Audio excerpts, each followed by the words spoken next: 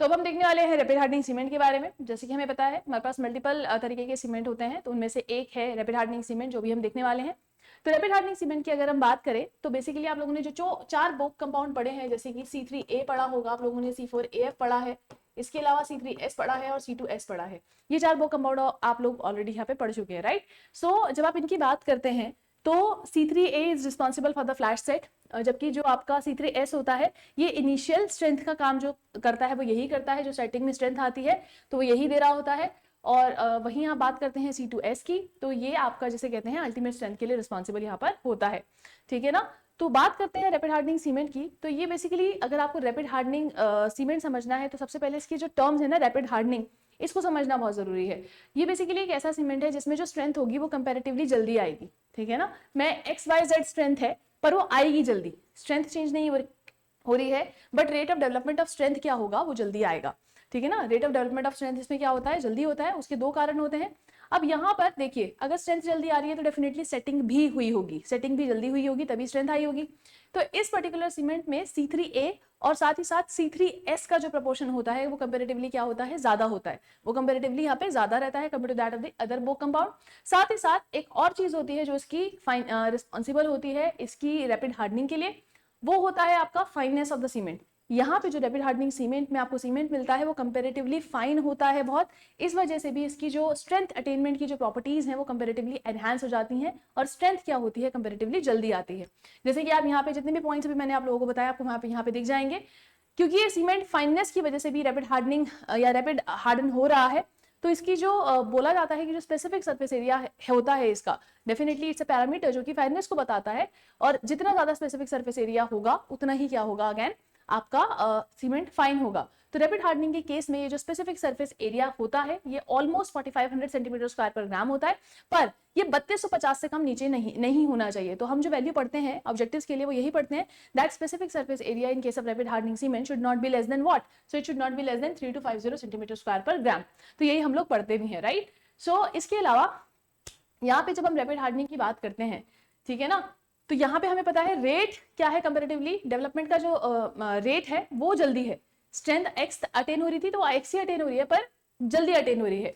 तो यहाँ पे जो स्ट्रेंथ होती है रैपिड हार्डनिंग सीमेंट की at the age of 3 days, वो कंपैरेटिवली सेम होती है to that of the OPC at 7 days। मतलब OPC की जो 7 days में स्ट्रेंथ आएगी वही आपकी रैपिड हार्डनिंग सीमेंट की 3 दिनों के अंदर अंदर आ जाएगी। पर 90 दिनों के बाद, ये बहुत एक इंपॉर्टेंट पॉइंट है, आफ्टर 90 days जो स्ट्रेंथ होती है RSC और OPC की वो ऑलमोस्ट सेम होती है, वो ऑलमोस्ट सेम होती है। देखिए यहाँ पे पॉइंट, यहाँ पे बोक कंपाउंड का वो मिस टाइपिंग गलत हो रखा है। So by increasing the proportion of C3S and reducing C2S, ठीक है, ये हो रहा था। तो यहाँ पे आफ्टर 90 days क्या स्ट्रेंथ ऑफ जो आपकी रैपिड हार्डनिंग सीमेंट होती है और ऑर्डिनरी पोर्टलैंड सीमेंट होती है वो ऑलमोस्ट क्या रहती है, आपकी सेम रहती है बच्चों। क्लियर है ये चीज। और ये कहाँ यूज होता है, अब देखिए इसमें कौन सा प्रपोर्शन ज्यादा है उसके लिए मैं वो देखना पड़ेगा। इसमें C3S का प्रपोर्शन बहुत ज्यादा होता है। C3S का प्रपोर्शन क्या होता है, बहुत ज्यादा होता है compare to that of the other वो कंपाउंड। और C3S की जितनी भी प्रॉपर्टीज होंगी वो सारी की सारी फिर इस सीमेंट के अंदर भी देखने को मिलेंगी। जैसे कि आप लोगों ने देखा था कि जो C3S था वो प्री फैब्रिकेटेड कंस्ट्रक्शन में भी यूज हो रहा था, कोल्ड वेदर कंक्रीटिंग में भी यूज हो रहा था, क्योंकि ये फ्रॉस्ट सेक्शन को रेजिस्ट करता है, केमिकल अटैक को भी रेजिस्ट करता है। तो इन सारे पैरामीटर्स पे आपका ये सीमेंट में भी ये चीजें आ जाएंगी कैरेक्टरिस्टिक्स, जैसे कि pre fabricated construction work, cold weather concreting जैसे मैंने आप लोगों को बताया, और जहां पे where form work is to be reutilize for the speedy construction, तो देखिए वो पॉइंट भी लिखा है, and repair of the structure where load is applied in the short period of time.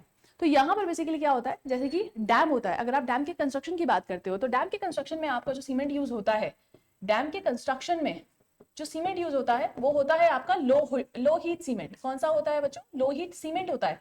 पर वहीं अगर डैम के रिपेयर वर्क की बात करोगे, देखो रिपेयर वर्क आपको क्या चाहिए, कंपैरेटिवली जल्दी करना होता है compare to that of the construction. Construction में तो डैम के बहुत टाइम लगता है, पर रिपेयर वर्क उसका जल्द से जल्द करना पड़ता है, क्योंकि अगर किसी भी तरीके का मेंटेनेंस फेलियर हुआ तो डैम आपका ब्रेकडाउन हो सकता है, राइट, या फेल हो सकता है। तो रिपेयर वर्क्स के लिए वहां हम RHC ही यूज करते हैं, रिपेयर वर्क्स के लिए हम रैपिड हार्डनिंग सीमेंट ही यूज करते हैं। जबकि कंस्ट्रक्शन के लिए, क्योंकि डैम के कंस्ट्रक्शन में मास कंक्रीटिंग होनी है, मास कंक्रीटिंग के लिए ये जो सीमेंट है ये सुटेबल नहीं होता रैपिड हार्डनिंग, इसलिए डैम के कंस्ट्रक्शन में रैपिड हार्डनिंग सीमेंट आप भूल के भी नहीं यूज करेंगे, क्योंकि अगर आपने यूज कर दिया तो आप लोगों को पता है इसमें C3S का प्रपोर्शन ज्यादा होता है और C3S रिलीज करता है CaOH होल ट्वाइस को। ठीक है ना। ये जो आपका कैल्शियम हाइड्रोक्साइड रिलीज हुआ, ये डिसॉल्वेबल होता है पानी में, मतलब घुलनशील है पानी के अंदर, और ये पानी के अंदर घुल जाएगा। जैसे ही डैम के अंदर पानी आएगा तो जहां जहां पे भी ये CaOH होल ट्वाइस होगा, ये उससे रिएक्ट करेगा और ये डिसॉल्व हो जाएगा। और मान लीजिए अब उसकी जगह पे CaOH होल ट्वाइस की जगह पे अब तो वॉइड्स क्रिएट हो गए, और पानी का प्रेशर इतना आ रहा है, डैम में आपके वॉइड्स बन रखे हैं, तो डैम तो ऑटोमेटिकली फेल हो ही जाएगा। इस वजह से हम कभी भी डैम के कंस्ट्रक्शन में इसको यूज नहीं करते।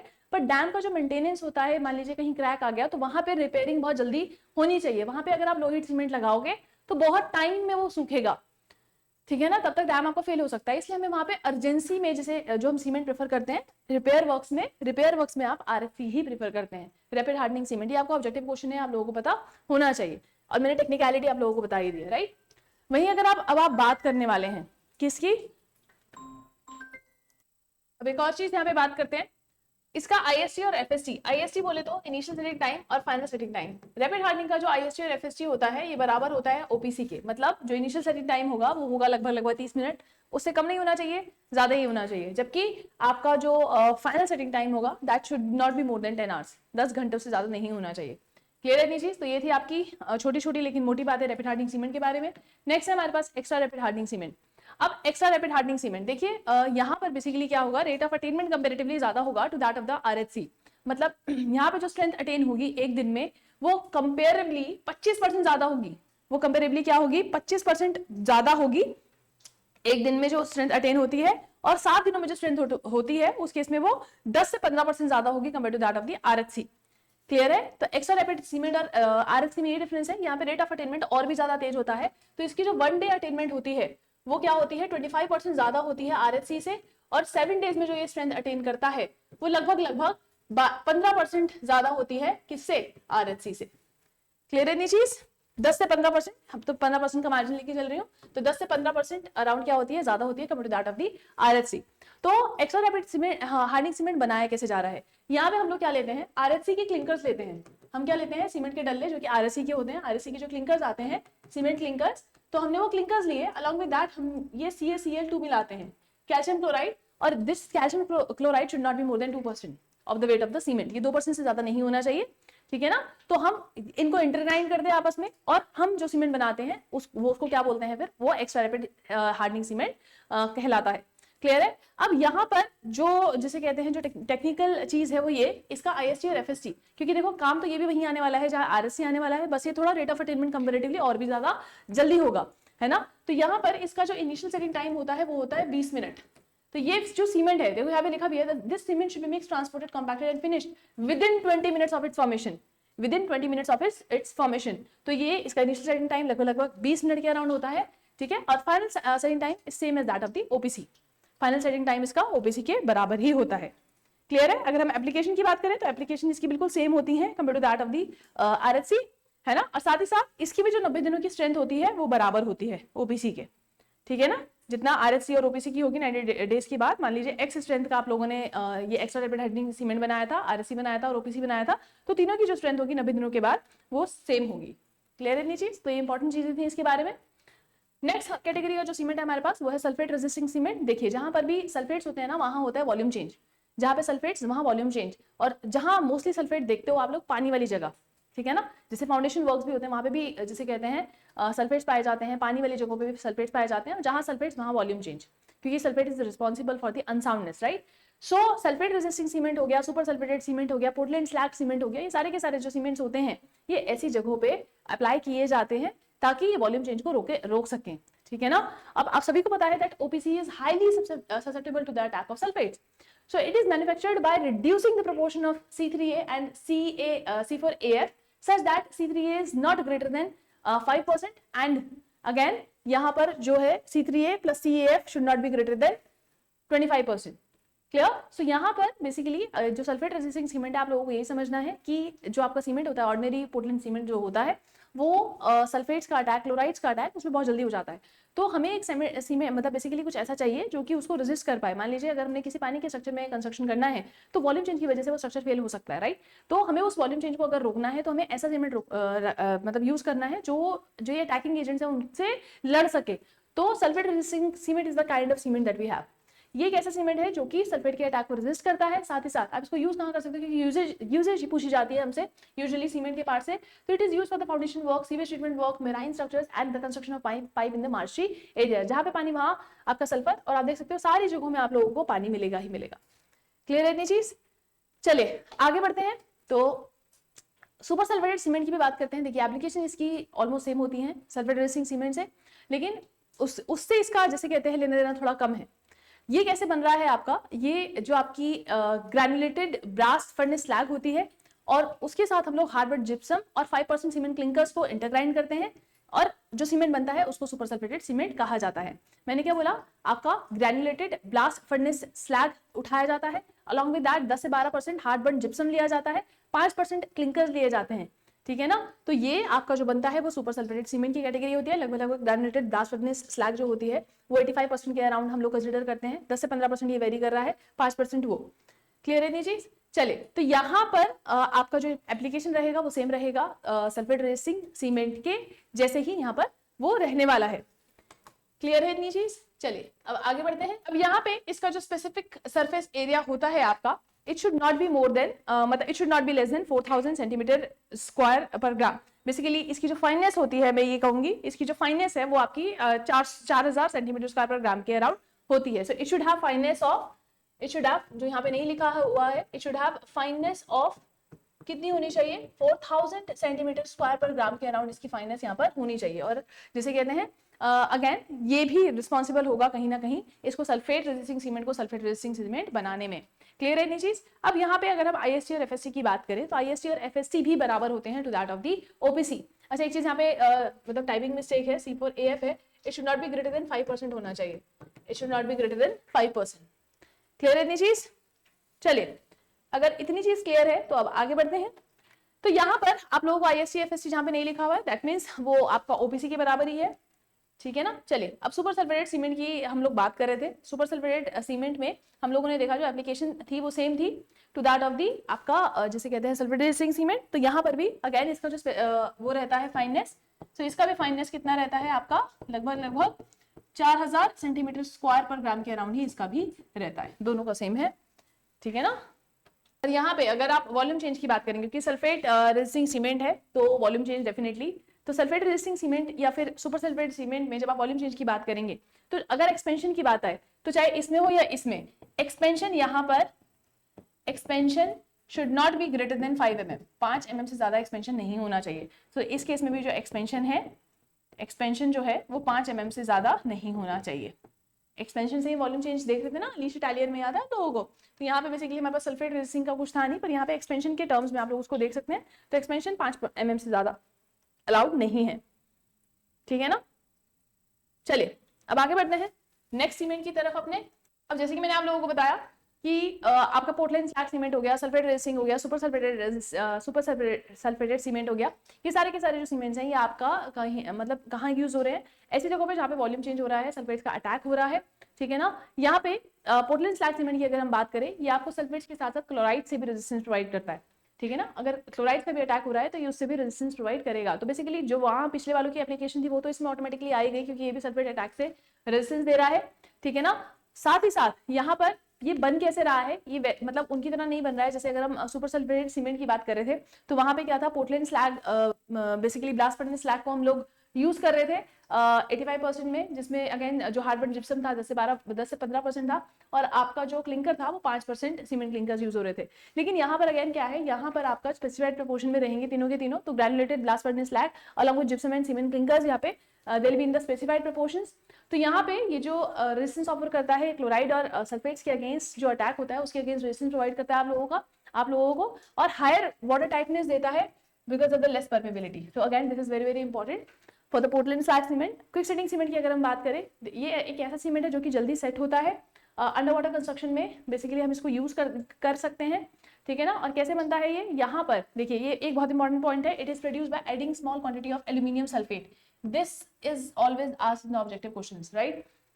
चाहे आप किसी भी एग्जाम से ताल्लुकात रखते हैं, ये क्वेश्चन AE JE हर लेवल के लिए इंपॉर्टेंट है, ठीक है ना। Fine grinding the cement clinkers and reducing the proportion of gypsum. तो बेसिकली यहाँ पर जो एक तो फाइन ग्राइंडिंग की जा रही है, along with that aluminium sulphate डाला जा रहा है स्मॉल क्वांटिटीज में, और जिप्सम का प्रोपोर्शन कंपैरेटिवली कम किया जा रहा है, क्योंकि जिप्सम क्या करता है, it's a kind of retarder, it increases the setting time of the cement. IST को इंक्रीज करता है सीमेंट के, तो उसको रिड्यूस करना पड़ेगा अगर हम उसको जल्दी सेट कराना चाहते हैं। तो in that case quick setting cement कहाँ यूज कर सकते हैं आप, ग्राउटिंग ऑपरेशंस के लिए यूज कर सकते हैं, अंडर वाटर कंक्रीटिंग के लिए यूज कर सकते हैं, पेमेंट कंस्ट्रक्शन में भी। जैसे पेमेंट कंस्ट्रक्शन तो इसमें जैसे कहते हैं नहीं यूज कर सकते, क्योंकि पेमेंट कंस्ट्रक्शन में हम लोगों को क्या चाहिए होता है, कंपैरेटिवली फास्ट वर्किंग चाहिए रहता है, ठीक है ना। तो यहाँ पे हम लोग अगेन C3A का प्रोपोर्शन हालांकि हम बढ़ाते हैं, क्विक सेटिंग वाला चाहिए, तो शायद इसलिए उन्होंने पेमेंट कंस्ट्रक्शन डाला हुआ है, अदरवाइज ठीक है ना। तो C3A का प्रोपोर्शन वहाँ पे ज्यादा होता है, और C3A अगेन इज रिस्पॉन्सिबल, यहाँ क्विक सेटिंग सीमेंट में भी जो C3A का प्रोपोर्शन होता है कंपैरेटिवली वो क्या होता है बच्चों, ज्यादा होता है।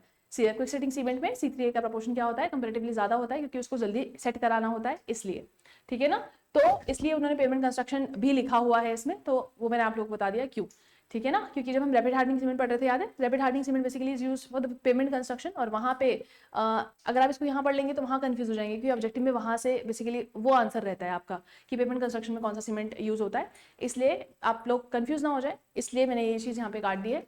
ये बस इसलिए लिखा होगा क्योंकि यहाँ पे C3 का प्रोपोर्शन कंपैरेटिवली वहाँ पे भी क्या होता है, ज्यादा होता है, along with that of the C3S का हालांकि और भी ज्यादा होता है, ठीक है ना। तो दिस अगर हम इसकी सेटिंग टाइम की बात करें तो इसका IST 5 मिनट होता है, मतलब इनिशियल सेटिंग टाइम देखिए 5 मिनट है, कितना कम है, और फाइनल सेटिंग टाइम इसका कितना होता है बच्चों, 30 मिनट्स होता है। क्लियर। सो यही चीजें इंपॉर्टेंट है इसमें किसका प्रोपोर्शन ज्यादा होता है, इसमें C3A का प्रोपोर्शन कंपैरेटिवली ज्यादा होता है compare to that of the other Bogue compound, ठीक है ना। और C3A is responsible for the flash setting और द इंस्टेंट सेटिंग, है ना, इसलिए इसका नाम क्विक सेटिंग है। नेक्स्ट सीमेंट आपका low heat cement, it is again one of the most important cement that we have. जब आप लोहेट सीमेंट की बात करते हैं, बेसिकली एक ऐसा सीमेंट होता है जिसमें जो स्ट्रेंथ चाहिए वो आज नहीं, एक तो इसमें हीट बहुत कम प्रोड्यूस होती है। देखिए सबसे ज्यादा हीट कौन प्रोड्यूस करता है, आपका C3A प्रोड्यूस करता है, उसके बाद C3S प्रोड्यूस करता है, फिर C4AF प्रोड्यूस करता है, and then comes the C2S। सबसे कम हीट आपका C2S प्रोड्यूस करता है। तो लो हीट सीमेंट बोले तो जिसमें कंपैरेटिवली लेस हीट जनरेट हो रही है, तो लेस हीट जनरेट हो रही है तो ना तो ये होगा ज्यादा प्रोपोर्शन में, ना ये होगा, ठीक है ना। कौन होगा ज्यादा प्रोपोर्शन में, आपका C2S होगा। कौन होगा, C2S will be in the greater proportion, right. So low heat cement में आप अब समझ गए कि C2S का प्रोपोर्शन ज्यादा है, और अगर C2S is responsible for the ultimate strength of cement, ये इनिशियल स्ट्रेंथ के लिए रिस्पॉन्सिबल नहीं होता, अल्टीमेट स्ट्रेंथ जो आने वाली है उसके लिए रिस्पॉन्सिबल होता है। तो लो हीट सीमेंट में C2S का प्रोपोर्शन कंपैरेटिवली ज्यादा होता है। So it is produced by reducing the proportion of C3A, देखिए C3A रिड्यूस कर दिया and increasing the proportion of C2S, ठीक है ना। This cement shows the slow rate of development of the strength used where the bulk concreting is required. Example hydraulic structures, जितने भी dram construction होते हैं, hydraulic structures जैसे कि dams के कंस्ट्रक्शन में जो सीमेंट यूज होता है वो हमेशा लो हीट सीमेंट ही यूज होता है, और रिपेयर वर्क्स में रैपिड हार्डनिंग सीमेंट।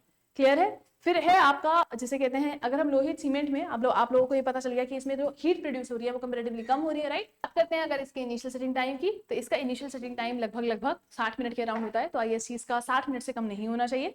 सो IST भी यहाँ लिख देती हूँ, IST जो होता है इसका again it should not be less than 60 minute से कम नहीं होना चाहिए, जबकि जो फाइनल सेटिंग टाइम होता है वो इसका 10 घंटे ही रहता है। क्लियर है। तो लो हीट सीमेंट है ये, basically initial setting time 60 minute बहुत ज्यादा है कंपैरेटिवली, तो मतलब उस हिसाब से आप लगा सकते हैं अंदाजा। मास कंक्रीटिंग है तो इतना टाइम तो लगेगा ही, अगर आप 30 मिनट वाला कोई सीमेंट यूज कर लेंगे तो वैसे भी उसको प्लेस नहीं कर पाएंगे उतने उसमें, है ना। और अगर एक्सपेंशन की बात करें तो एक्सपेंशन जो इस सीमेंट में होता है वो 10 mm से ज्यादा अलाउड नहीं होता, या फिर 0.8% से ज्यादा ऑल ओवर जो वो है चेंजेस वॉल्यूम में एक्सेप्टेबल नहीं रहते इस पर्टिकुलर सीमेंट के लिए। क्लियर है इतनी चीज। चलिए नेक्स्ट है हमारे पास IRS-T40, जो कि आप देख पा रहे होंगे, ये बेसिकली इंडिया में इंडियन रेलवेज की तरफ से बनाया जाता है, और ये भी रैपिड हार्डनिंग सीमेंट का छोटा भाई समझिए। तो क्या कहते हैं, क्योंकि प्रॉपर्टीज इसकी बिल्कुल उसी की तरह की होती हैं, right. So it is a special type of cement used to manufacture the sleepers for the Indian railways. तो इंडियन रेलवे द्वारा बनाया जाता है, यहाँ पे बेसिकली इंडियन रेलवे जो स्लीपर्स बनाता है उन स्लीपर्स को बनाने में ये सीमेंट यूज करता है, and it is prepared by finely grinding clinkers and increasing the proportion of C3S to achieve the highly strength. तो अगेन हम लोगों ने देखा था जो आपका रैपिड हार्डनिंग सीमेंट था, रैपिड हार्डनिंग सीमेंट में भी तो C3S का प्रोपोर्शन कंपैरेटिवली इंक्रीज कर रहे थे, तो इसलिए मैंने बोला उसका छोटा भाई की तरह ही है।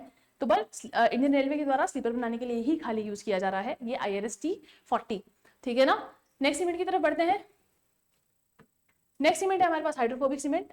आज के टिल डेट है 99% जो सीमेंट आ रहे हैं वो हाइड्रोफोबिक आ रहे हैं।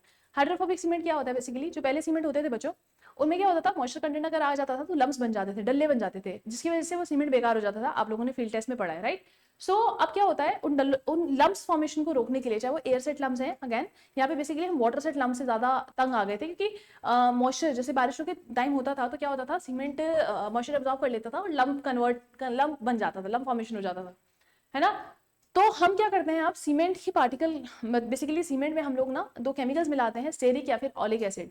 मैंने क्या बोला, स्टेरिक, STEARIC या फिर OLEIC, स्टेरिक या फिर ऑलिक एसिड मिलाते हैं। ये क्या करते हैं, ये सीमेंट के पार्टिकल के ऊपर एक लेयर फॉर्मेशन कर देते हैं। तो जैसे ही पानी आता है ना, ये वाटरफोबिक होती है, ठीक है ना। जैसे ही पानी आएगा इससे दूर भाग जाएगा, इससे दूर भाग जाएगा। तो इसलिए फोबिया मतलब होता है डर, हाइड्रो मतलब होता है पानी, पानी का डर। बेसिकली यहाँ पर जैसे ही पानी आएगा तो ये पर्टिकुलर लेयर प्रोटेक्ट करेगी, रिपल करेगी पानी को, और पानी सीमेंट के साथ रिएक्ट कर ही नहीं पाएगा, तो लम्स बना ही नहीं पाएगा। और इसी सीमेंट को हमने क्या बोला, हाइड्रोफोबिक सीमेंट यहाँ पर बोला, ठीक है ना। तो बिल्कुल वही चीजें यहाँ पे लिखी हैं, आप देख भी पा रहे होंगे। Next comes the Portland pozzolanic cement. देखिए ऐसा बोला जाता है कि जो आपका पीपीसी है, it's alternative to almost all of the cement, सबका नहीं है पर हाँ मैक्सिमम सबका ऑल्टरनेटिव, एज ऑल्टरनेटिव आप इसको यूज कर सकते हो। अब इसकी प्रॉपर्टीज अगर आप देखोगे ना, ये सल्फेट अटैक के अगेंस्ट भी रेजिस्टेंस प्रोवाइड कर रहा है, इसकी जो हीट जनरेशन भी है कंपैरेटिवली क्या है, लो है, इसीलिए उनकी जो एप्लीकेशन होती है वो डेफिनेटली ये वहां पे, इनकेस अगर वो अवेलेबल नहीं है तो वहां पे आप ये सीमेंट भी यूज कर सकते हैं। अभी बना कैसे है, देखिए पोर्टलैंड बेसिकली आपने ओपीसी लिया, पोज़ोलाना, और उसमें क्या मिलाया, पोज़ोलानिक मटेरियल्स मिलाया। पोज़ोलानिक मटेरियल्स बोले तो जैसे कि फ्लाई ऐश हो गया, राइस हस्क हो गया, सिलिका फ्यूम हो गया, ये सारे के सारे पोज़ोलानिक मटेरियल हैं। मेटाकेलिन हो गया which is a natural pozzolana. तो बेसिकली अब ये पोज़ोलानिक मटेरियल क्या करते हैं, इनके पास अपनी कोई सीमेंशियस प्रॉपर्टी नहीं होती बच्चों, इनके पास अपनी कोई सीमेंशियस प्रॉपर्टी नहीं होती, बाइंडिंग प्रॉपर्टी नहीं होती। लेकिन क्या होता है, जब ये सीमेंट और पानी के साथ मिलाए जाते हैं तो ये प्रोड्यूस करते हैं CSH जेल। क्या प्रोड्यूस करते हैं, CSH जेल प्रोड्यूस करते हैं। अब एक्चुअल जो बाइंडिंग आ रही है वो इसी जेल की वजह से आ रही है। हमने वहां देखा था C3 जब हम S पढ़ रहे थे और C2S पढ़ रहे थे, तब मैंने आप लोगों को बताया भी था, वहां से भी ये CSH जेल फॉर्मेशन ही हो रहा था। CSH जेल बोले तो कैल्शियम सिलिकेट हाइड्रेट जेल या फिर थर्मोहाइड्राइट या फिर टोबरमोराइट के नाम से भी इसको जाना जाता है। And this is the cementitious gel that has been produced by the pozzolanic material, ठीक है ना। तो इसीलिए उससे जो सीमेंट बनकर आता है उसको क्या बोला जाता है, पोर्टलैंड पोज़ोलानिक सीमेंट बोला जाता है। अब इस सीमेंट में अगर आप देखेंगे, ये सीमेंट की जो क्वालिटीज हैं, आप ये बाकी सीमेंट्स को ऑलमोस्ट क्या कर देता है, ऑल्टरनेटिव है उनका, इनकेस अगर वो अवेलेबल नहीं है आप इसको यूज कर सकते हैं, मतलब मोस्ट ऑफ द सीमेंट्स में, ठीक है ना। देखिए लिखा भी है, pozzolana is essentially siliceous and aluminous compound which itself doesn't possess any cementitious property, but when finely grinded in presence of water it reacts with COH whole twice formed during the hydration process to form a compound which possesses cementing property। और वो compound कौन सा है, CSH jail है, मैंने आप लोगों को बताया। It has low heat evolution, अभी बताया लो हीट होती है, and is used in places of mass concreting such as dams and in places of the high temperature. इसके अलावा केमिकल अटैक के अगेंस्ट भी ये रेजिस्टेंस देता है, इसलिए जो केमिकल अटैक के अगेंस्ट जो सीमेंट आप यूज कर रहे थे वहां पे भी इसको यूज किया जा सकता है, इसलिए इसको एज एन ऑल्टरनेटिव बोला जाता है। क्लियर है। तो ये थे आपके टाइप्स ऑफ सीमेंट जो आप लोगों ने देखा, ऑलमोस्ट 10 टाइप्स ऑफ सीमेंट हम लोगों ने यहाँ पे देखे हैं बच्चों। अब हम स्टार्ट करने वाले हैं ब्रिक्स। तो चलिए चलते हैं अपने सेशन की तरफ। चलिए बात करते हैं ब्रिक्स की। तो जैसे ही आप सभी को पता है, ब्रिक क्या होता है, एक स्मॉल रेक्टेंगुलर ब्लॉक होता है which is typically made of fired और sun dried clay which is use in the construction. So यहाँ पर ब्रिक बेसिकली आप लोगों को समझ में आ गया, एक रेक्टेंगुलर ब्लॉक होता है। अगर हम बात करते हैं इसके पर्टिकुलर डिस्क्रिप्शन की, तो इसका जो सामने जो आपको इस तरीके से फेस दिख रहा होता है, इसको स्ट्रक्चर फेस कहा जाता है, इसका छोटे वाले फेस को हेडर फेस कहा जाता है। ऊपर आपको जो डिप्रेशन दिख रहा होता है इसको फ्रॉक कहा जाता है। फ्रॉक के अगर आप डायमेंशन पूछते हैं तो 10 बाय 4 बाय 1 सेंटीमीटर या फिर 10 बाय 4 बाय 2 सेंटीमीटर इसका क्या रहता है, डायमेंशन यहाँ पे रहते हैं। जबकि इस ब्रिक के जो डायमेंशन, जो स्टैंडर्ड ब्रिक के जो डायमेंशन रहते हैं, वो स्टैंडर्ड डायमेंशन के नाम से आप लोग जानते हो कितने होते हैं, 19 बाय 9 बाय 9 सेंटीमीटर रहता है, ठीक है ना। This is the standard size of the brick that we have. वहीं अगर हम नॉमिनल साइज की बात करते हैं तो वो होता है लगभग 20 to 10 into 10 सेंटीमीटर के अराउंड, 20 to 10 to 10 सेंटीमीटर आपको नॉमिनल साइज हो जाता है। और स्टैंडर्ड या फिर मॉड्यूलर साइज जो रहता है वो रहता है 19 बाय 9 बाय 9 सेंटीमीटर के अराउंड। क्लियर है इतनी चीज। चलिए आगे बढ़ते हैं। सो बेसिकली ये तो हमें पता है, brick is a rectangular shape and of size that can be conveniently handled with one hand. तो it's a kind of a building unit that we have. देखिए जो बाइंडिंग मटेरियल होता है वो बिल्डिंग यूनिट्स को ही बाइंड करने का काम करता है। तो brick is a kind of a building unit that we have, जिसको सीमेंट बाइंड करता है। और अगेन वो कंस्ट्रक्शन में फिर जो आप देखते हैं वॉल्स बन रहा है, ये सब बन रहा है, स्ट्रक्चर्स बन रहे हैं, तो वो उसी की वजह से पॉसिबल है। So brick may be made up of the burn clay और mixture of sand and lime और of the Portland cement concrete. Clay bricks are commonly used since these are the economical and easily available, ठीक है ना। Clay BRICS क्या है, commonly use की जाती है, क्योंकि ये इकोनॉमिकल भी हैं और इजीली अवेलेबल भी रहती हैं। फिर आता है standard size of the brick. जैसे मैंने आप लोगों को बताया, स्टैंडर्ड साइज की अगर हम बात करते हैं 19 बाय 9 बाय 9 सेंटीमीटर जो होता है वो स्टैंडर्ड साइज होता है, जबकि जो नॉमिनल साइज होता है वो कितना होता है 20 बाय 10 बाय 10 के अराउंड यहाँ पर होता है। 20 is the length, 10 is the width and 10 is the again thickness और the height of the brick. Next बात करते हैं कन्वेंशनल साइज की। कन्वेंशनल साइज की अगर हम बात करेंगे तो जैसे कि आप यहाँ पे देख पा रहे होंगे कन्वेंशनल साइज दिया हुआ है। इसी तरीके से कन्वेंशनल साइज अगर हम बात करें, ट्रेडिशनल साइज कन्वेंशनल साइज एक ही होता है, ठीक है ना। तो बेसिकली होता क्या है, अब देखिए आपको स्टैंडर्ड या नॉमिनल साइज के अलावा अगर कोई भी ब्रिक चाहिए होती है ना किसी भी साइज की ऑन द स्पेशल डिमांड, वो सारे साइजेस कन्वेंशनल साइज के अंदर कंसिडर किए जाते हैं। पर यहाँ पर भी एक स्टैंडर्ड कन्वेंशनल साइज दिया हुआ है और वो क्या होता है आपका, वो होता है 23 by 11.4 by 7.6 centimeter. So this is 23 centimeter by 11.4 centimeter by 7.6 centimeter. This is the conventional size of the brick. और कंट्री ब्रिक्स और फील्ड ब्रिक्स के लिए जो डायमेंशन आपका रहता है वो आपको सामने दिख रहा होगा, ये होता है 9 by 4.5 by 3 जिसे कहते हैं इंचेस के अराउंड। क्लियर है ये चीज? तो ये कंट्री ब्रिक का आपका डायमेंशन रहता है। चलिए आगे बढ़ते हैं। अच्छा एक चीज और, यहाँ पे काफी बच्चे इससे कंफ्यूज ना हो जाएं, तो ये जो डायमेंशन है 9 inch by 4.5 inch by 3 inch, ये इसी के डायमेंशंस हैं, इसी को इंच में कन्वर्ट किया हुआ है। कन्वेंशनल साइज ऑफ जो ब्रिक आप देख रहे हैं इसी का फर्दर ये दिया हुआ है 9 inches bye 4.5 inches bye 3 inches. आप इसको कन्वर्ट करेंगे सेंटीमीटर्स में इंचेस को तो आप लोगों को पता चल जाएगा। It is the same dimension that is given in the above brick.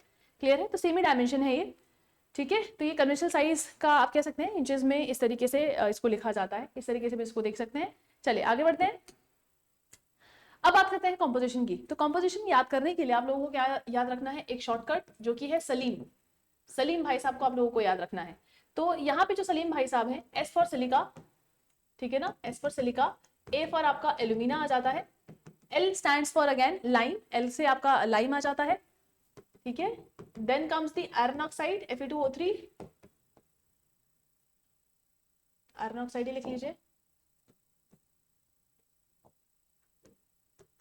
Iron oxide. Then comes the magnesia, ठीक है ना। तो ये सारा का सारा जिसे कहते हैं SaLiM, तो इसी तरीके से दिया हुआ भी है। तो सिलिका होता है मेजर प्रोपोर्शन में, देखिए यहाँ पे major proportion will be at the top and minor at the bottom. तो silica is in the major proportion, इसलिए वो बड़ा ऊपर है, इसलिए सलीम नाम रखा गया है। तो 50 to 60% यहाँ पर होता है, 20 से 30% के अराउंड आपका एल्यूमिना होता है लगभग। लाइम आपका 4 से 5% होता है, ऑक्साइड्स ऑफ आयरन आपके 5 से 6% और मैग्नीशिया अराउंड 1% के अराउंड यहाँ पे देखने को मिलता है, जैसे कि यहाँ पर लिखा हुआ है, ठीक है। चलिए ठीक है, तो ये थे इंग्रेडिएंट्स के बारे में। अब कौन सा इंग्रेडिएंट क्या करता है ये जानना भी जरूरी है, क्योंकि ऑब्जेक्टिव में हम लोगों से पूछा जाता है। तो सिलिका की बात करते हैं। सिलिका 50 से 60% के अराउंड यहाँ पे रहता है। सिलिका जैसे कि आप लोगों को पता है वहां पे सीमेंट के केस में स्ट्रेंथ प्रोवाइड कर रहा था, यहाँ पे ये क्या प्रिवेंट करेगा, अगेन ये क्रैकिंग, श्रिंकेज एंड वॉपिंग को प्रिवेंट करेगा। क्रैकिंग और श्रिंकेज तो आप सब लोग समझते हैं, वॉपिंग क्या होता है मैं बताती हूँ। ब्रिक का सरफेस होता है, मान लीजिए इस तरीके से, ये आपके पास ये ब्रिक है, ये आपके सामने ये ब्रिक है, दिस इज द ब्रिक। ये रेक्टेंगुलर शेप की होनी चाहिए, पर इस तरीके से अगर कर्व आ जाए, चाहे इस तरफ से आ जाए चाहे अंदर की तरफ से आ जाए, मतलब चाहे तो ऐसा कर्व आ जाए, चाहे अगर उसके एजेस पे इस तरीके से अंदर की साइड से कर्व आ जाए, तो इसको क्या कहा जाता है, वॉपिंग कहा जाता है। इसको क्या कहा जाता है, वॉपिंग कहा जाता है। Depending on the shape, convex या फिर कॉनकेव वॉपिंग वो हो सकती है।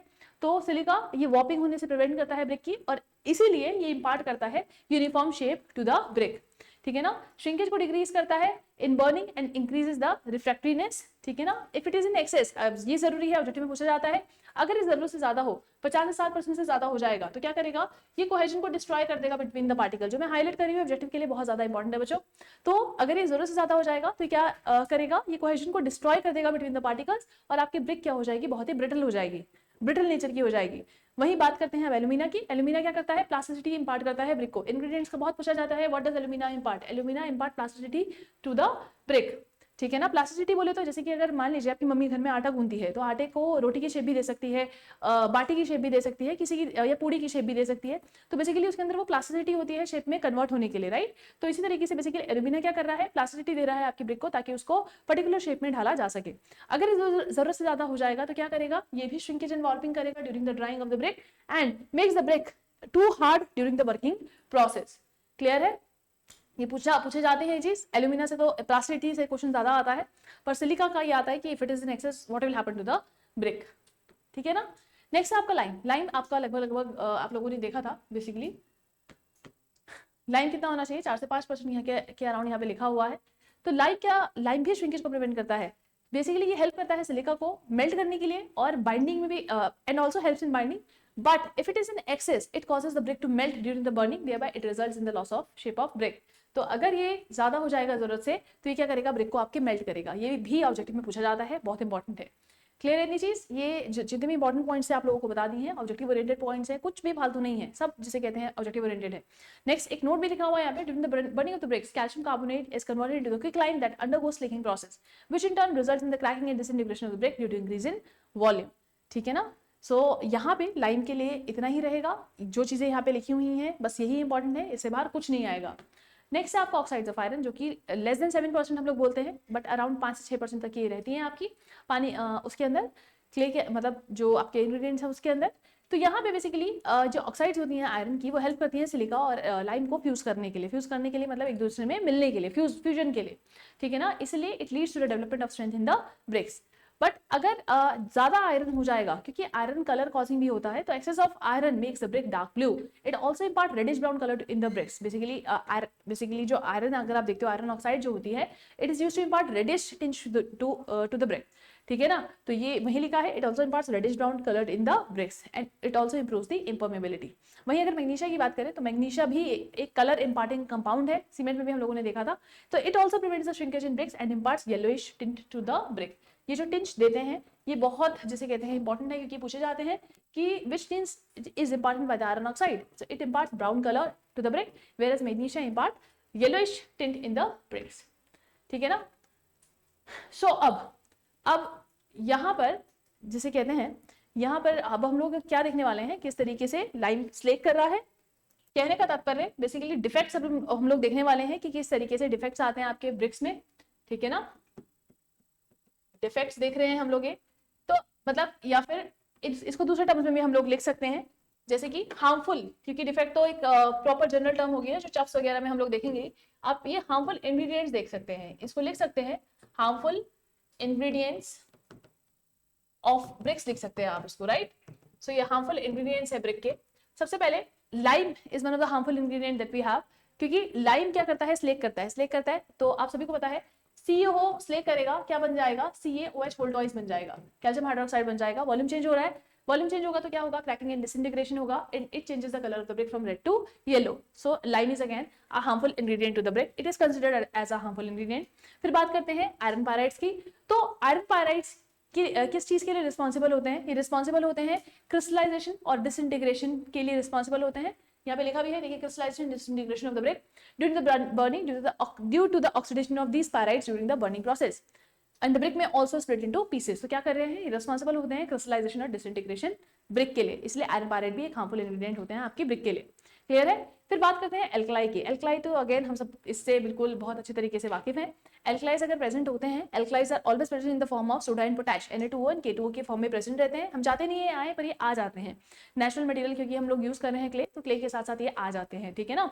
अब होता क्या है, ये एल्कलाई क्या करते हैं, एफ्लोरेसेंस करते हैं। यहाँ पे लिखा होगा एफ्लोरेसेंस मतलब होता है व्हाइट पैचेस जो आ जाते हैं सरफेस के ऊपर, उसी को एफ्लोरेसेंस बोला जाता है बच्चों।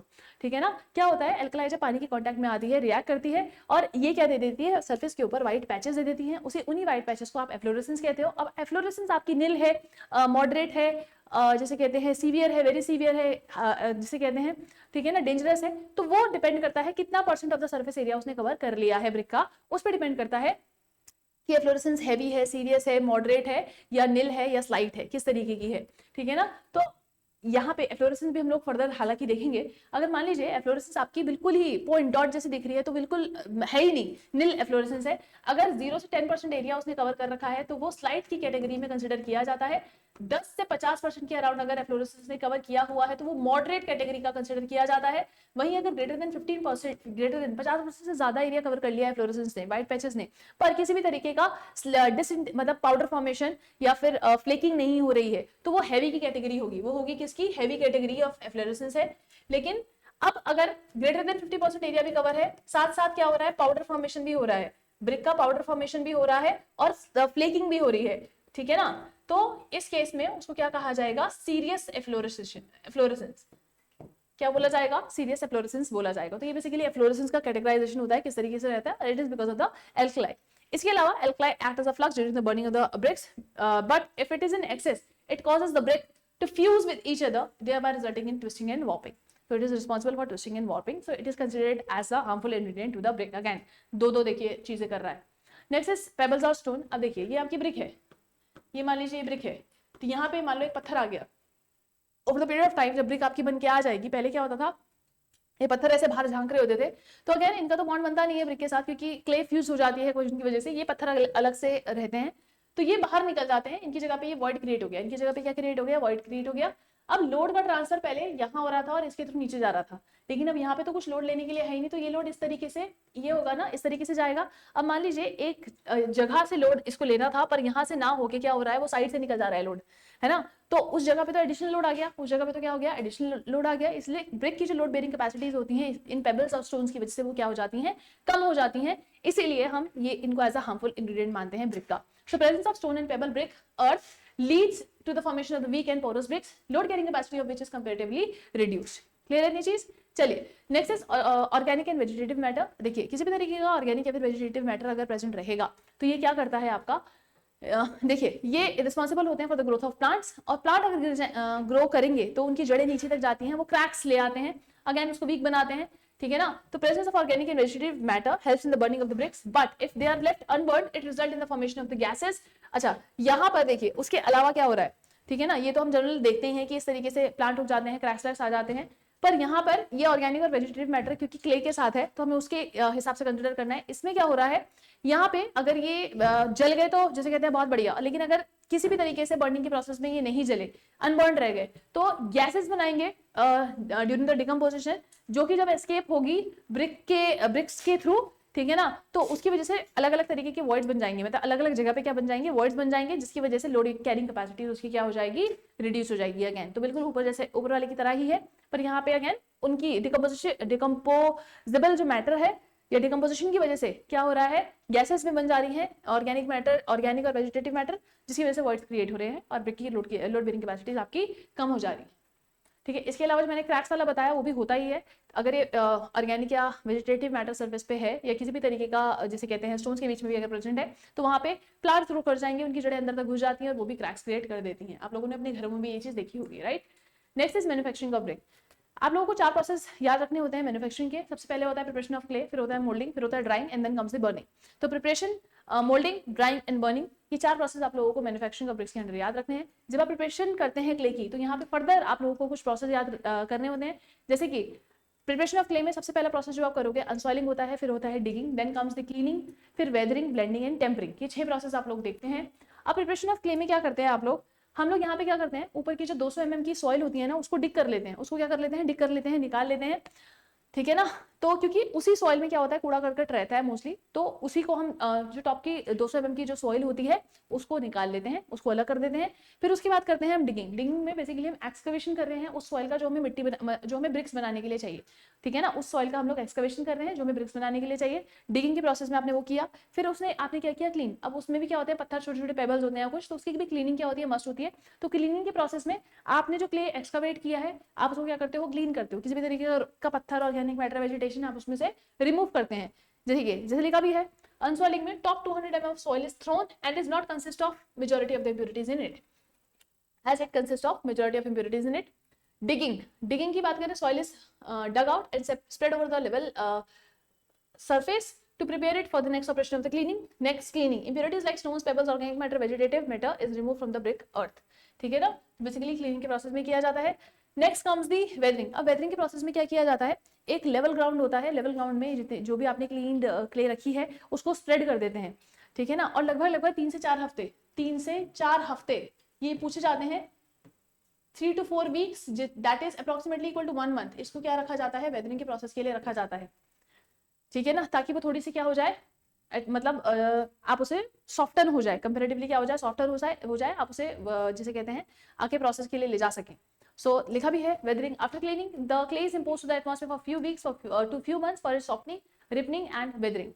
Clear. Next come the blending. अब ब्लेंडिंग ऐसा प्रोसेस होता है जिसमें जो अलग अलग ब्रिक के इंग्रेडिएंट्स होते हैं वो उनको स्प्रेड कर दिया जाता है क्ले के ऊपर. एक डेफिनेट प्रपोर्शन में और उनको मिक्स कर दिया जाता है, और उसी प्रोसेस को क्या कहा जाता है, आपका ब्लेंडिंग कहा जाता है। उसी प्रोसेस को क्या कहा जाता है, ब्लेंडिंग कहा जाता है। जो मैंने अभी लिखा है 3 to 4 वीक्स ब्लेंडिंग के लिए, ये इंपॉर्टेंट है ऑब्जेक्टिव के लिए, याद रखिएगा इसको।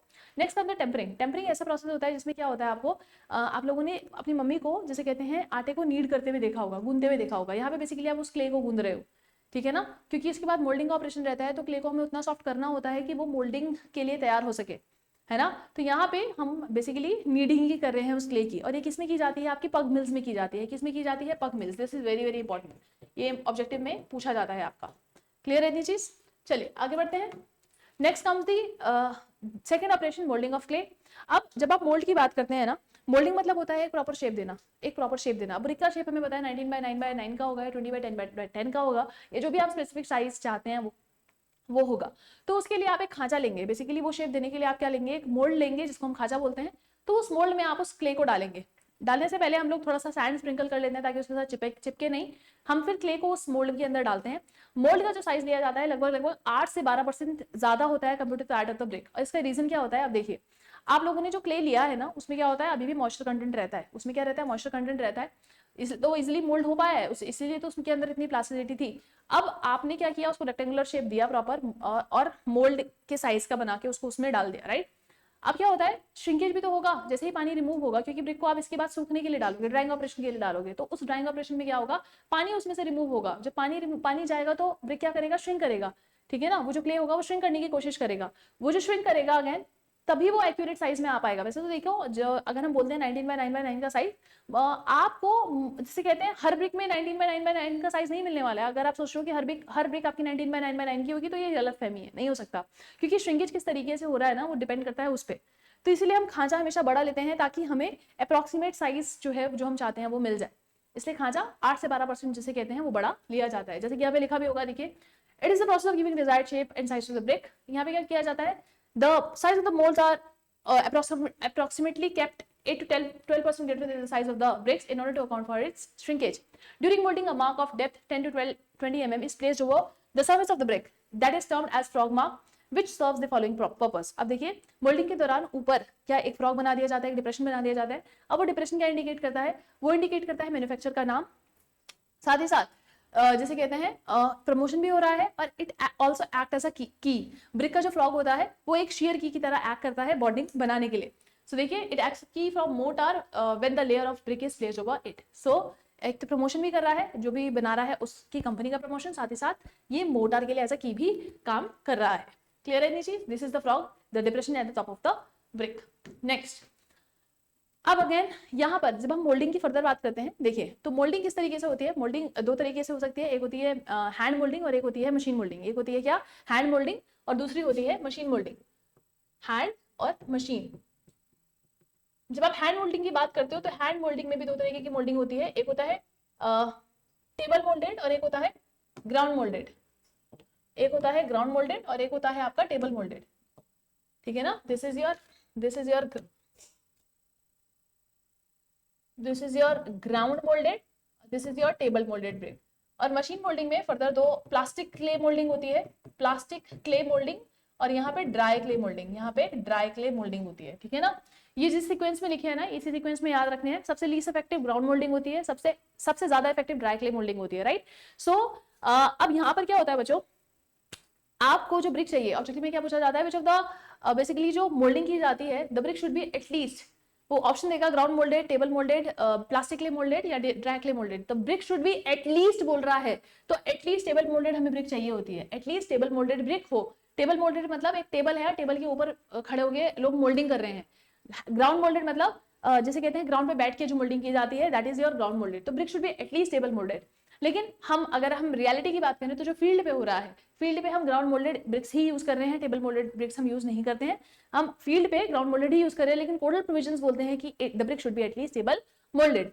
तो देखिए यहाँ पर जैसे कहते हैं, यहाँ पे भी इन्होंने लिखा हुआ है हैंड मोल्डेड ब्रिक्स के अंदर ग्राउंड मोल्डेड और टेबल मोल्डेड, ठीक है ना। अब देखिए, जो क्वालिटी ऑफ ब्रिक्स आती है टेबल मोल्डेड से, डेफिनेटली वो कंपैरेटिवली अच्छी होगी ग्राउंड मोल्डेड से, इसलिए कोडल प्रोविजंस में लिखा है the brick should be at least table moulded. पर ऐसा नहीं हो रहा है, हम ग्राउंड मोल्डेड ब्रिक्स ही यूज कर रहे हैं। और सबसे अच्छी मोल्डिंग की अगर आप बात करेंगे तो वो होती है ड्राई क्ले मोल्डिंग। वो कौन सी होती है आपकी, ड्राई क्ले मोल्डिंग। देखिए, the quality of dry clay moulded bricks is also comparatively better than the plastic clay moulded BRICS.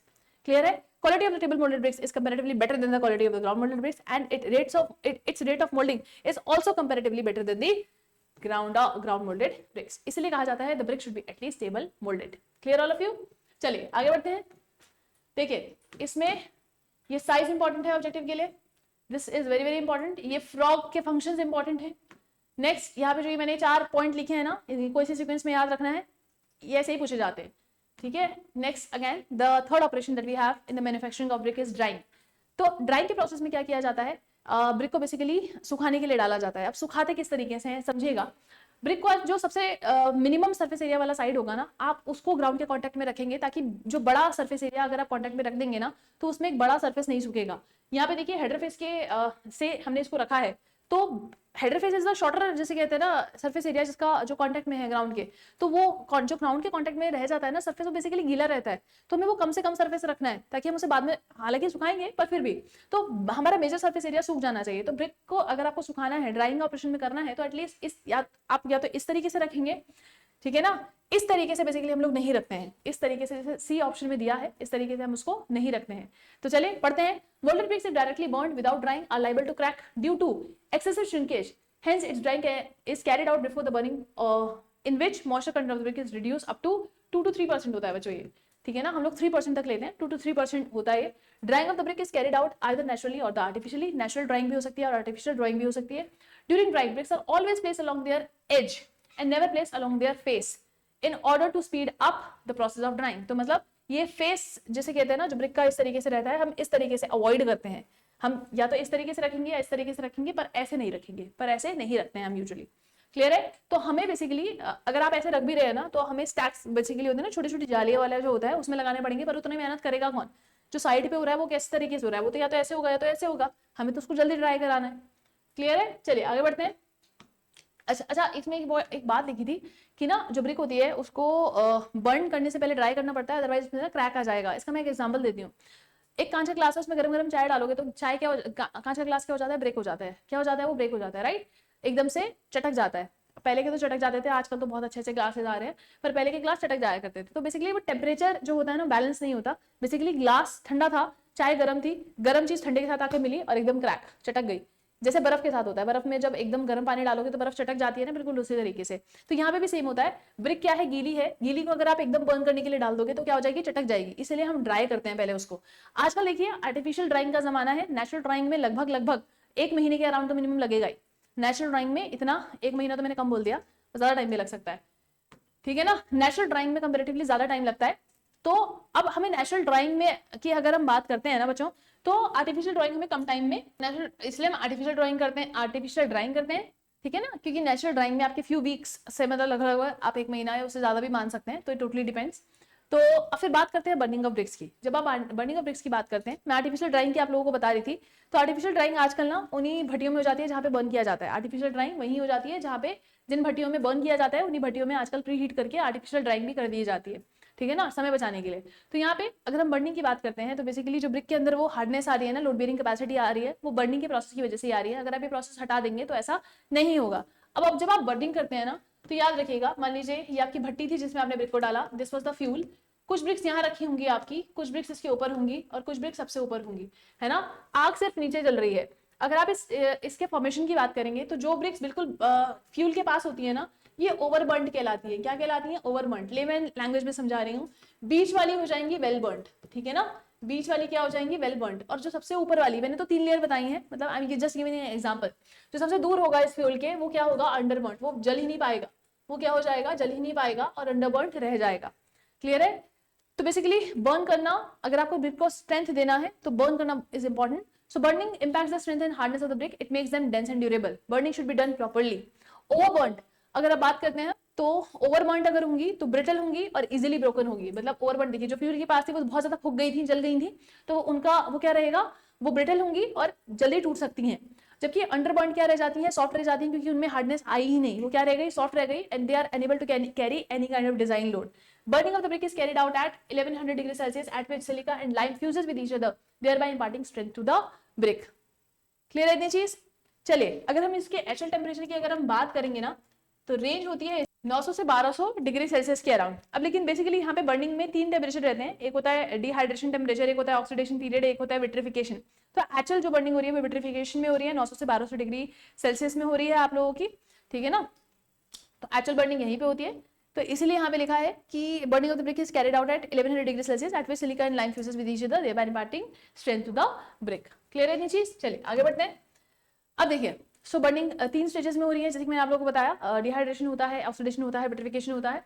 Dehydration is done at, dehydration में क्या हो रहा है एक्चुअली, टेम्परेचर 400 से 650 डिग्री सेल्सियस पे डिहाइड्रेशन हो जाता है।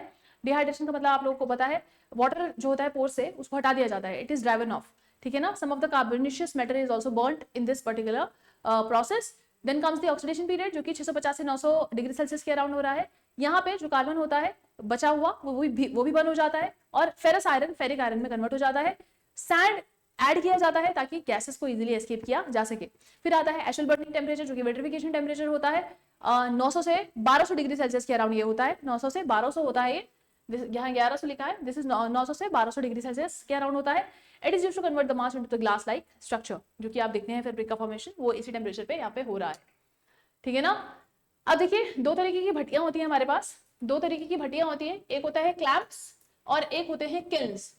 एक होते हैं क्लैंप्स और एक होते हैं किल्स। ये होते हैं लोकल ईट के भट्टे, जो लोकल ईट के भट्टे होते हैं उनको क्लैंप्स कहा जाता है।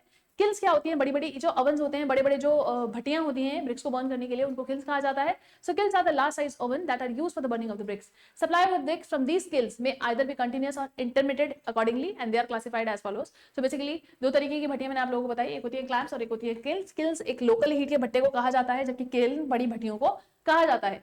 अगर आप क्लैंप की बात करेंगे तो क्लैंप बेसिकली ये ट्रेपेजॉइडल शेप का जिसे कहते हैं बनता है, एंगल 30 डिग्री के अराउंड यहाँ पर रहता है हॉरिजॉन्टल के साथ, इसका ट्रेपेजॉइडल शेप में क्योंकि ये होता है, आपको बेसिकली ग्राउंड का लेवल उसी तरीके से करना होता है। यहाँ पे फ्यूल डाला जाता है, फिर 3 लेयर ब्रिक की डाली जाती है, फिर फ्यूल डाला जाता है, फिर 3 लेयर ब्रिक की डाली जाती है, एंड सो ऑन जिसे कहते हैं इसको बनाया जाता है। जब ये कंप्लीट हो जाता है तो ऊपर मड की लाइनिंग इस पे कर दी जाती है, ठीक है ना, मड की लाइनिंग इस पे कर दी जाती है। अब इसके लिए जो आपको लेबर चाहिए वो स्किल्ड लेबर नहीं चाहिए होती, क्योंकि टेम्परेचर पे कोई कंट्रोल इसमें होता ही नहीं है, there is no control over temperature. Brick का जो फर्स्ट क्लास ब्रिक यहाँ से आती है वो सिर्फ और सिर्फ 60% आती है, बाकी की 40% वेस्ट है, ठीक है ना। फिर वो टेम्पररी वर्क्स के लिए यूज होगी। और दूसरी चीज, इसको जैसे कहते हैं जलाने के लिए 3 से 4 हफ्ते चाहिए, फिर ठंडा करने के लिए ब्रिक्स को 3 से 4 हफ्ते चाहिए। तो 2 महीने में आपको वो जैसे कहते हैं, मान लो अगर 1 लाख ब्रिक का प्रोडक्शन है, 1 लाख ब्रिक प्रोड्यूस करता है, तो 60,000 ब्रिक्स ही फर्स्ट क्लास है और वो भी आपको 2 महीने में मिलने वाली है, जबकि हमारी जो रिक्वायरमेंट्स है वो कंपैरेटिवली ज्यादा होती हैं। इसलिए क्लैंप्स हम जैसे कहते हैं लोकली अवेलेबल है, पर लोकल ईट के भट्टे हैं, पर इनका प्रोडक्शन जस्ट बिकॉज रेट कम है, इसलिए ये जैसे कहते हैं डिमांड और सप्लाई का वो बैलेंस नहीं कर पाते। जबकि किल्स बड़ी बड़ी भट्टियां हैं और ये अलग अलग तरीके से रहती हैं, ये मैनेज कर लेती हैं, ठीक है ना। तो यहाँ पे देखिए, अब हम किल्स पे ही हैं। क्लैंप्स का मैंने आप लोगों को थोड़ा थोड़ा एक आइडिया दे दिया है किस तरीके से यहाँ पे रहता है। अच्छा, क्लैंप्स में जो फ्यूल यूज होता है वो भी लोकली अवेलेबल फ्यूल ही यूज किया जाता है। पराली हो गया, राइस हस्क वगैरह हो गया, ये लोकल फ्यूल, गाय के उपले हो गए, ठीक है ना। Next comes the burning of BRICS. अब बर्निंग की बात करते हैं भट्टियों में, बड़ी बड़ी भट्टियों में। अब ये कंटिन्यूस सप्लाई भी बेसिकली देखो, 2 तरीके की बर्निंग यहाँ पे, मतलब 2 तरीके की सप्लाई आपको मिल सकती है। एक तो होता है इंटरमीडिएट सप्लाई और एक होता है कंटिन्यूस सप्लाई। एक होता है इंटरमीडिएट किल्स या फिर जैसे कहते हैं इंटरमीडिएट सप्लाई किल्स, और दूसरी क्या होती है continuous kills, intermediate kills. Intermediate kills क्या होती है, ये ऐसी भट्टियां होती हैं जो कि आपको मतलब एक स्लॉट आने के बाद ही दूसरा स्लॉट इसमें जाएगा, फिर बनेगा, फिर आएगा, इस तरीके से। और दूसरी होती है कंटिन्यूस, जिसमें से कंटिन्यूसली ब्रिक्स क्या हो रही हैं, निकलती जा रही हैं। इंटरमीडिएट किल्स में भी क्या होता है, इसमें सारे ऑपरेशन जो लोडिंग, बर्निंग, कूलिंग, अनलोडिंग के होते हैं, it is done sequentially and hence the supply of brick is not continuous from these kills. मतलब मान लीजिए जैसे कहते हैं आप लोग एक राइड पे गए, वहां पे राइड पे 4 लोग गए आप, और एक ही गाड़ी है, उन्होंने बोला कि भैया एक एक करके करना है ना, गो कार्ट वाले होते हैं ना वो। तो आप में से एक गया पहले, फिर आप बाकी 3 लाइन में लग गए, है ना। तो एक करके आएगा, फिर दूसरा जाएगा, वो करके आएगा राइड, फिर तीसरा जाएगा, ऐसे एंड सो ऑन, यही होगा राइट। तो यहाँ पर इसमें भी यही है, एक स्लॉट जाएगा, वो आएगा, फिर दूसरा जाएगा, फिर वो आएगा, एंड सो ऑन। इसलिए सप्लाई कंटिन्यूअस यहाँ पे नहीं रहता है। It consist of 2 sets of main doors that are used for loading and unloading of the bricks. Bricks are placed in these kilns in the row of approximately 4 to 5 brick thick and height of approximately 6 to 8 brick thick. An open space between the 2 rows of approximately 2 to 3 bricks thick is left, which is used for the placing of fuel. Basically, intermediate kilns में क्या रहता है, अब यहाँ पे भी दो तरीके की बेसिकली किल्स रहती है, एक होती है अप ड्रॉट किल, एक होती है डाउन ड्रॉट किल। जो आपको पढ़ना है ऑब्जेक्टिव के लिए मैं आपको वो डायरेक्टली बता रही हूँ। तो अप ड्रॉट किल में जो गैसेस का फ्लो होता है वो अपर साइड में होता है, डाउन ड्रॉट में जो गैसेस का फ्लो होगा वो नीचे की साइड पे रहता है। देखिए यहाँ पे लिखा भी है। तो अप ड्रॉट किल्स में मूवमेंट क्या रहता है, in the vertically upward direction, और डाउन ड्रॉट किल्स में क्या होता है, मूवमेंट आपका वर्टिकली डाउनवर्ड डायरेक्शन में रहता है। डाउन ड्रॉट किल के पास परमानेंट रूफ होती है, सेंट्रल चिमनी होती है, और जो जिसे कहते हैं आपका जो मूवमेंट होता है that is in the downward direction. और जो क्वालिटी होती है डाउन ड्रॉट किल्स से निकलने वाली ब्रिक्स की वो कंपैरेटिवली बेटर होती है to that of the up draught kiln. Clear है? इन दोनों में से डाउन ड्रॉट किल के पास क्योंकि परमानेंट रूफ होती है और क्वालिटी जो ब्रिक मिलती है डाउन ड्रॉट से वो कंपैरेटिवली क्या होती है, अच्छी होती है अप ड्रॉट किल से। ये चीजें इंपॉर्टेंट है ऑब्जेक्टिव के लिए इसलिए बता रही हूँ। नेक्स्ट कम्स दी कंटिन्यूअस किल्स। अब जब आप कंटिन्यूअस किल्स की बात करते हैं तो कंटिन्यूअस किल्स में हमारे पास अलग अलग तरीके की किल्स होती है।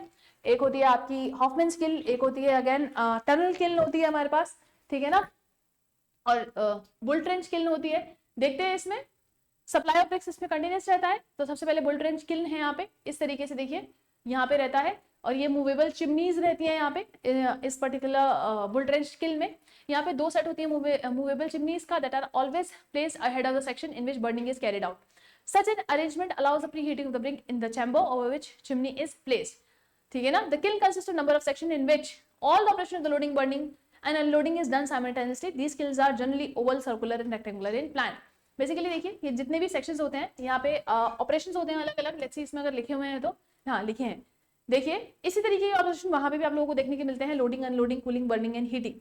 ठीक है ना? कंटिन्यूअस किल्स में बेसिकली क्या हो रहा है, कंटिन्यूअसली आपका ब्रिक्स का सप्लाई होता रहता है, तो ये ऑपरेशन भी कंटिन्यूअसली चलते रहते हैं। अब वहां पे देखिए, वहां पे ना कुल मिला के अगर आप देखेंगे ये 5 6 इधर है, 6 इधर, 6 6 12 है ना।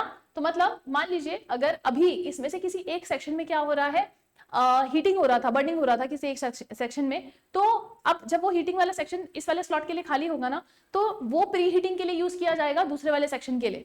वो प्री हीटिंग के लिए यूज कर सकते हैं किसके लिए, दूसरे वाले सेक्शन के लिए। या फिर ऐसा भी होता है कि जो प्री हीटिंग वाला सेक्शन होता है ना, उसको जो बर्निंग वाला सेक्शन है उसके बगल में रखा जाता है, और बर्निंग वाले सेक्शन से निकलने वाला धुआं, मतलब गैसेस, सॉरी हॉट गैसेस, उनको पास कराया जाता है प्री हीटिंग के लिए। प्री हीटिंग बेसिकली हम कर रहे हैं ताकि उनको टेम्परेचर ससेप्टेबल बना सके। ठीक है ना? उनको फूकने से पहले हम लोग बेसिकली उनको एक आइडिया दे रहे हैं कि भाई तुम्हें फूकने जा रहे हैं, काइंड ऑफ। ठीक है ना? उनकी रिलेटिव ह्यूमिडिटी बैलेंस कर रहे हैं ताकि चटके नहीं। ठीक है ना? तो इसी तरीके से यहाँ पे भी होता है। एक ऑपरेशन क्लियर हो जाएगा, फिर उसके बाद मान लीजिए इसमें आपने लोडिंग किया था, लोडिंग किया, लोडिंग के बाद क्या हो रहा है आपके पास, ठीक है ना, लोडिंग के बाद उसको कहाँ डालना पड़ेगा प्री हीटिंग के लिए, then comes the burning, then comes the cooling and then comes the unloading. ठीक है ना? तो यहाँ पे किस तरीके से मूवमेंट होगा, अगेन मान लीजिए अगर ये वन को आप लोडिंग के लिए यूज कर रहे हैं, लोडिंग के बाद आप उसको प्री हीटिंग के लिए भेजेंगे, तो प्री हीटिंग के लिए मान लीजिए मैंने उसको जिसे कहते हैं इधर भेज दिया, किधर भेज दिया, 6 चैम्बर में भेज दिया, या अगर आप उधर से स्टार्ट करें तो मतलब इट टोटली डिपेंड्स किस तरीके से। वैसे तो एक स्टैंडर्ड चार्ट होता है, अगर आपको वो चाहिए तो मैं बनवा देती हूँ वो भी, या फिर इसी में एक बार देख लेते हैं। तो मान लीजिए यहीं पे बना देती हूँ, या 1 5 4 3 2 1 2 3 4, ठीक है ना, 5, इस तरीके से आप इसको बना लीजिए। तो मान लीजिए मैंने बोला फर्स्ट ऑपरेशन में मेरा क्या हो रहा है, लोडिंग हो रहा है। फर्स्ट ऑपरेशन में क्या हो रहा है, मेरा लोडिंग हो रहा है। सेकंड में मेरे पास अनलोडिंग होगा, सेकंड में क्या होगा, अनलोडिंग होगा। तीसरे में मेरे पास होता है प्री हीटिंग, प्री हीटिंग होता है। चौथे में होता है बर्निंग, ठीक है ना, 1 मिनट रुकिए। तीसरे में कूलिंग रखिए, चौथे में बर्निंग रखिए, ठीक है ना, और 5वें में रखिए आप हीटिंग। ठीक है? इस तरीके से अगर हम देखें इसमें, तो पहले वाले चैम्बर में क्या हो रहा है, हमारे पास लोडिंग हो रही है, तो लोडिंग आपकी इस वाले चैम्बर में मान लीजिए हो रही है, और जो आपका हीटिंग होनी है वो किस में होनी है, 5th में होनी है। तो मतलब ये वाला इस तरीके से चलेगा। 5th वाले में क्या हो रहा है, आपका प्री हीटिंग हो रही है। चौथे वाले में क्या हो रही है, बर्निंग हो रही है। तीसरे वाले में क्या हो रही है, कूलिंग हो रही है। और कूलिंग होने के बाद क्या हो जाएगा, अनलोडिंग हो जाएगा। इस तरीके से चलेगा एंटी क्लॉकवाइज। ठीक है ना? और यहाँ पे भी देखिए यहाँ पे इधर भी क्या चल रहा है, एंटी क्लॉकवाइज ही चलेगा, तो यहाँ पे भी चल रहा है, यहाँ पे भी चल रहा है, कंटिन्यूअसली मूव करता रहेगा, है ना। तो एक चीज और याद रखिएगा, बर्निंग फोर्थ में चल रहा है, तो फोर्थ चैम्बर से जो निकलने वाली हॉट गैसेज है हम उनको फिफ्थ चैम्बर में भेज देते हैं जब ये ऑपरेशन में आ जाती है। फिफ्थ चैम्बर में इसलिए भेज देते हैं क्योंकि वहां पे हो रही है प्री हीटिंग, वहां पे प्री हीटिंग के लिए एडिशनल फ्यूल देने के बजाय हम लोग ये चैम्बर साथ साथ रखते हैं ताकि वहां से निकलने वाली हॉट गैसेज यहाँ पे आ सके और प्री हीट कर सके। क्लियर है। इसी तरीके से यहाँ पे भी चलेगा, यहाँ पे भी आपने लोड किया, फिर वहां पे हीटिंग हुई, फिर वहां पे क्या हुई, बर्निंग हुई, देन कम्स दी कूलिंग, और दो से क्या हो जाएगा, अनलोडिंग हो जाएगी। एंटी क्लॉकवाइज चलता है। क्लियर है इतनी चीज। तो इसी तरीके से यहाँ पे अगर हम बुल ट्रेंच की बात कर रहे हैं, यहाँ पे दो मूवेबल चिमनीज रहती है, ये इंपॉर्टेंट है क्योंकि ऑब्जेक्टिव में पूछा जाता है, ठीक है ना। Then comes the Hoffmann kiln. Hoffmann kiln की अगर आप बात करते हो, ये वैसे तो ऑब्सोलीट हो चुकी हैं, पुरानी है, पर अभी भी हम यूज में लेकर मतलब लेके चलते हैं। उसका बहुत एक बड़ा जिसे कहते हैं रीजन है, वो क्या रीजन है, इसके पास परमानेंट रूफ है, इसके पास अपनी क्या है, परमानेंट रूफ है, और इसीलिए ये बारिश में भी क्या हो सकती है, यूज में लेकर आई जा सकती है, जबकि बुल ट्रेंच और अदर किल्स नहीं ला सकते।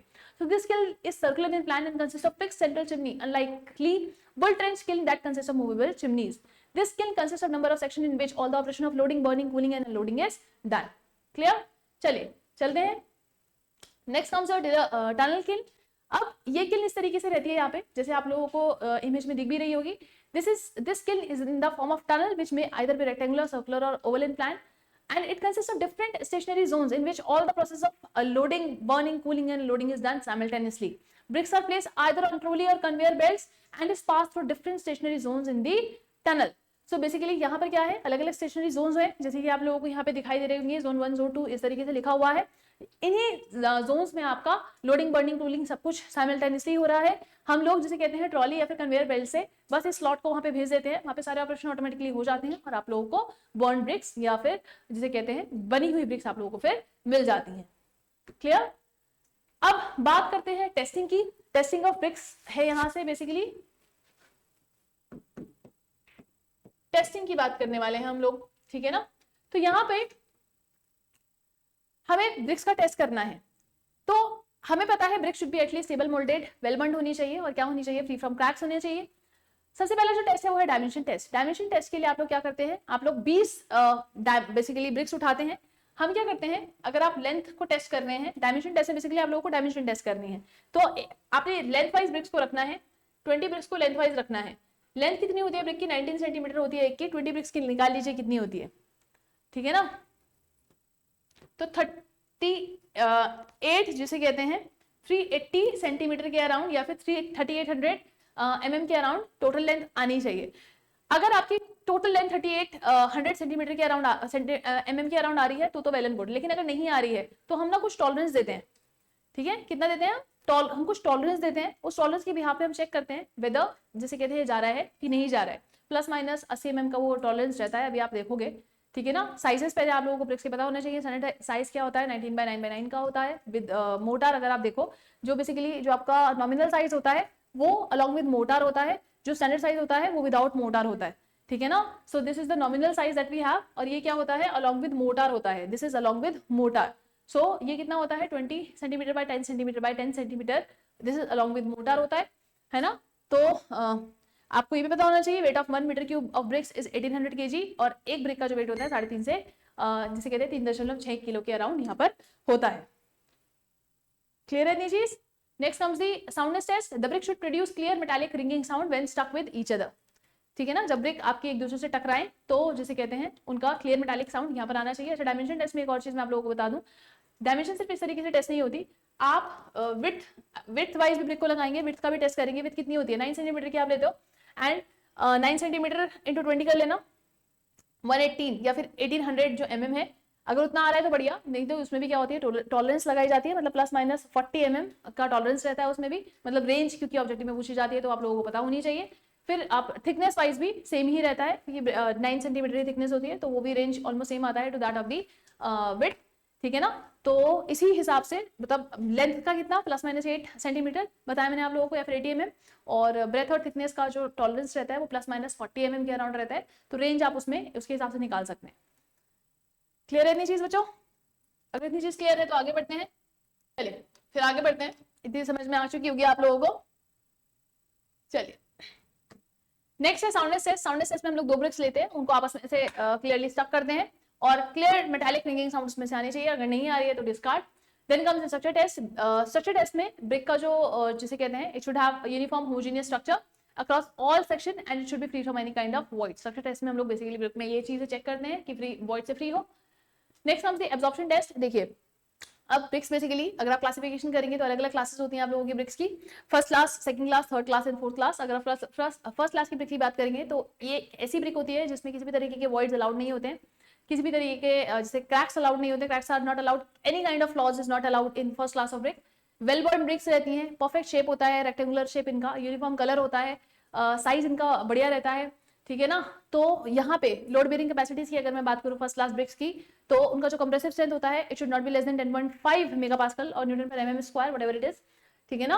और वाटर एब्जॉर्प्शन टेस्ट क्योंकि ये पूछा जाता है इसलिए पता होना चाहिए। Water absorption test first class brick के केस में यहाँ पे देखिए it should not be more than 20% in the first class brick, right. ये पहले होता था, ठीक है ना, ये पहले लेते थे हम लोग कि ओल्ड प्रोविजन के हिसाब से it should not be more than 20% for the first class brick. पर अब ये वैल्यूज यहाँ पे चेंज हो चुकी हैं बच्चों, अब ये वैल्यूज यहाँ पे चेंज हो चुकी हैं। तो पुराने पर अब के हिसाब से it should not be more then 15%, अब के हिसाब से it should not be more then 15%, 15% से ज्यादा नहीं होना चाहिए।